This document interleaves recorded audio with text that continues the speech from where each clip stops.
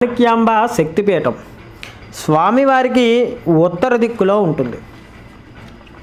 ఆలయానికి 4 వైపులా 4 ఎత్తైన రాజగోపురాలు ఉన్నాయి. కేవలం ఆలయమే 12 ఎకరాల విస్తీర్ణం ఆక్రమించింది. ఆలయంలోని ధ్వజస్తంభం ఎత్తు సుమారుగా 70 అడుగుల పొడవున ఉన్నది. భీమేశ్వరుని దర్శించడానికి భక్తులు 5 ప్రాకారాలను దాటవలసి ఉంటుంది.